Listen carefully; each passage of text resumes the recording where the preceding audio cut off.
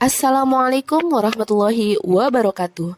Jumpa lagi bersama saya Tri Sumarsi, calon guru penggerak angkatan ke-9 dari SMP Negeri 18 Jakarta. Setelah saya menjalani pembelajaran dari modul 1.1 hingga modul 1.2 ini, banyak hal yang menjadi pembelajaran bagi saya. Berikut koneksi antar materi modul 1.2 yang saya tuangkan dalam bentuk refleksi model 4P. Yang pertama adalah peristiwa. Momen yang paling penting dan mencerahkan bagi saya dalam proses pembelajaran modul 1.1 hingga modul 1.2 adalah di modul 1.1 saya banyak belajar tentang dasar-dasar pendidikan yang menuntun yang dicetuskan oleh Ki Hajar Dewantara. Di modul tersebut dijelaskan tentang tujuan pendidikan, kodrat keadaan, asas trikon, sistem among, budi pekerti, dan lain-lain. Di modul ini, saya tercerahkan bahwa anak bukan seperti tabula rasa, namun sejak lahir anak sudah membawa kodratnya masing-masing.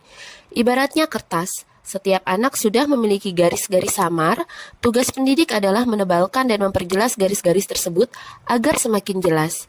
Saat proses menebalkan dan memperjelas garis, pendidik harus mengutamakan proses menuntun agar proses pendidikan bisa berjalan optimal. Dengan kata lain, pendidikan adalah upaya untuk memaksimalkan potensi yang dimiliki setiap murid. Tentunya setiap murid memiliki potensi yang beragam. Di modul 1.2, saya belajar mengenai nilai dan peran guru penggerak. Nilai guru penggerak diantaranya berpihak kepada murid, mandiri, reflektif, kolaboratif, dan inovatif. Nilai-nilai tersebut harus dimiliki oleh guru penggerak untuk mendukung perannya. Adapun peran guru penggerak adalah menjadi pemimpin pembelajaran, menjadi coach bagi guru lain, mendorong kolaborasi, mewujudkan kepemimpinan murid, dan menggerakkan komunitas praktisi. Di materi modul 1.2, saya menjadi tercerahkan untuk bisa memiliki dan menguatkan setiap nilai guru penggerak untuk mendukung peran saya sebagai guru penggerak. Kaitan antara modul 1.1 dan 1.2 yang saya pahami adalah dua modul tersebut saling mendukung karena dua-duanya pada akhirnya memberikan pemahaman untuk mewujudkan pembelajaran yang berpihak kepada murid. Modul 1.1 memberi pemahaman secara global tentang dasar dan tujuan pendidikan, yakni tentang proses menuntun kodrat anak agar menjadi manusia yang mencapai keselamatan dan kebahagiaan setinggi-tingginya. Setelah itu, di modul 1.2 dijelaskan tentang nilai dan peran guru penggerak untuk mewujudkan ekosistem pendidikan yang berpihak kepada murid. Yang kedua, perasaan. Saat momen itu terjadi, saya merasa seperti menemukan sumber mata air di tengah gurun. Materi di modul 1.1 dan 1.2 membuka kesadaran saya tentang pendidikan yang berpihak kepada murid. Saya kadang berpikir, mengapa tidak sejak dahulu saya mendapatkan materi seperti modul 1.1 dan 1.2. Banyak hal yang belum saya ketahui di sana. Banyak wawasan baru yang begitu menarik. Saya pun sangat senang dengan momen tersebut. Oleh karena itu, saya pun juga menggambarkan peristiwa itu seperti bayi saya yang baru mulai belajar makan. Dia terlihat sangat bahagia ketika memperoleh makanan yang baru. Ya, bayi saya akan tertarik dengan beragam makanan yang disediakan dan diberikan kepadanya. Pada saat belajar modul 1.1 dan 1.2, saya pun semakin kagum dengan Ki Hajar Dewantara. Pemikiran beliau begitu luas dan mendalam. Beliau tidak hanya menguasai wawasan pendidikan barat, melainkan juga meletakkan nilai-nilai pendidikan Islam dalam pemikiran beliau. Misalnya pada kodrat zaman dan keselamatan anak sebagai manusia. Sebelumnya, pemikiran beliau yang saya pahami hanya ing ngarso sung tulodo, ing madio mangunkarso, tuturi handayani. Ternyata, pemikiran tersebut hanya sebagian kecil dari pemikiran Ki Hajar Dewantara.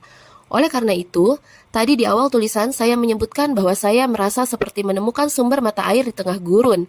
Pada saat belajar di ruang kolaborasi bersama Ibu Kisti dan teman-teman, saya merasa sangat nyaman. Di situ seolah-olah saya tidak sedang belajar dalam arti formal. Di sana kami hanya berdiskusi atau bahkan seolah-olah hanya ngobrol santai bersama teman. Momen di ruang kolaborasi begitu penuh keakraban, seolah-olah kita telah lama saling mengenal. Meskipun demikian, banyak hal yang dapat ditemukan, mulai dari pemikiran Ki Hajar Dewantara hingga nilai dan peran guru penggerak yang tidak dapat saya pahami ketika hanya belajar mandiri. Selanjutnya, yang ketiga adalah pembelajaran. Sebelum momen tersebut terjadi, saya berpikir bahwa anak lahir di dunia itu seperti tabula rasa, yakni kertas kosong yang siap ditulisi apa saja. Namun sekarang saya berpikir bahwa anggapan itu tidaklah benar, karena sesuai pemikiran Ki Hajar Dewantara, bahwa anak lahir sudah membawa kodratnya masing-masing. Mereka seperti kertas yang sudah bergaris, tapi garisnya masih samar-samar, sehingga tugas pendidik adalah menebalkannya menjadi lebih jelas. Saya juga dulu berpikir bahwa peran pendidik adalah menyelesaikan materi sesuai dengan capaian kurikulum. Namun sekarang saya berpikir dalam proses pembelajaran kita harus memperhatikan kondisi dan kebutuhan setiap murid sehingga proses pembelajaran akan berpihak kepada murid. Sebelum momen tersebut terjadi, saya berpikir bahwa saya adalah pusat informasi bagi murid-murid. Peran saya sebagai guru adalah sebagai sumber materi bagi murid. Murid di kelas hanya sebagai pendengar dan sesekali bertanya. Pusat pembelajaran ada di guru. Metode ceramah merupakan metode pembelajaran yang terbaik menurut saya. Setelah momen tersebut, mempelajari modul 1.1, saya tersadar bahwa setiap murid memiliki kodratnya masing-masing. Setiap murid memiliki potensi masing-masing. Tugas guru hanya sebagai fasilitator atau pembimbing. Guru hanya berusaha menebalkan tulisan baik yang ada dalam diri murid dan menyamarkan tulisan yang kurang baik dalam diri murid. Oleh karena itu, pembelajaran seharusnya berpusat atau berorientasi pada murid.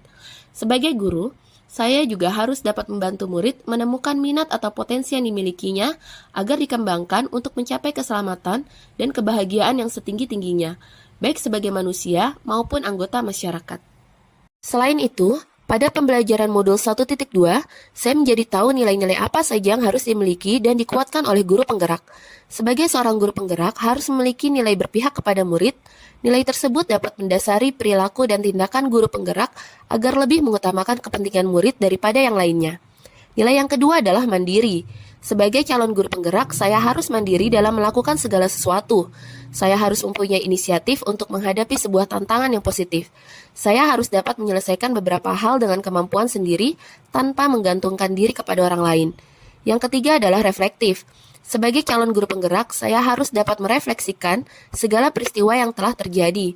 Peristiwa yang telah terjadi harus dapat saya ambil hikmahnya untuk kebaikan di masa yang akan datang. Yang keempat adalah kolaboratif.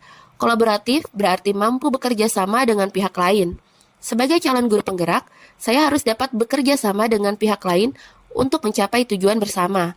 Yang terakhir adalah inovatif. Inovatif berarti melakukan perubahan-perubahan yang baru.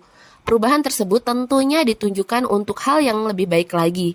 Sebagai calon guru penggerak, saya harus memiliki nilai tersebut agar senantiasa terbuka dan dapat menjawab segala tantangan zaman.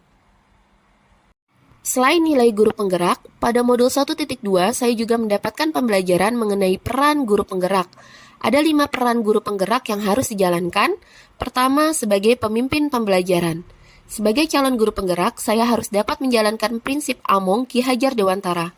Selain itu, sebagai pemimpin pembelajaran, saya harus menaruh perhatian penuh pada komponen pembelajaran seperti kurikulum, proses belajar mengajar, refleksi dan asesmen yang otentik dan efektif, pengembangan guru, pemberdayaan dan pelibatan komunitas untuk terwujudnya well-being dalam ekosistem pendidikan di sekolah. Yang kedua adalah peran menjadi coach bagi guru lain. Sebagai calon guru penggerak, saya dituntut untuk dapat berdaya dalam menemani dan menuntun rekan sejawat untuk menelaah kegiatan pembelajaran yang dilaksanakan. Yang ketiga adalah pendorong kolaborasi. Sebagai calon guru penggerak, saya harus dapat mendorong pihak lain untuk melakukan kolaborasi dalam mencapai tujuan bersama. Suatu tujuan bersama yang besar hanya akan dicapai melalui kolaborasi yang baik. Oleh karena itu, saya harus dapat berperan untuk mendorong kolaborasi tersebut. Yang keempat adalah mewujudkan kepemimpinan murid. Sebagai calon guru penggerak, saya juga harus andil dalam membentuk karakter murid di masa depan. 10 hingga 20 tahun yang akan datang, bangsa ini akan dipimpin oleh mereka yang saat ini menjadi murid. Oleh karena itu, sebagai calon guru penggerak, saya harus ikut berperan dalam mewujudkan kepemimpinan murid. Yang terakhir adalah menggerakkan komunitas praktisi. Sebagai calon guru penggerak, saya harus menumbuhkan budaya belajar kolaboratif atau komunitas belajar profesional bersama rekan guru. Melalui komunitas belajar ini, diharapkan tercapai peningkatan kualitas pembelajaran sekaligus menumbuhkan inovasi pembelajaran yang berdampak positif bagi murid.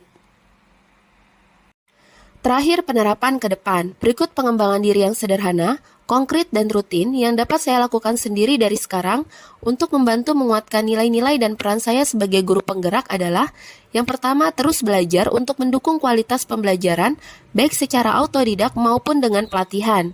Yang kedua, menerapkan pembelajaran yang berpihak kepada murid, misalnya dengan penerapan model pembelajaran interaktif. Yang ketiga, berkolaborasi dengan pihak lain untuk mendukung terciptanya proses pembelajaran yang berkualitas.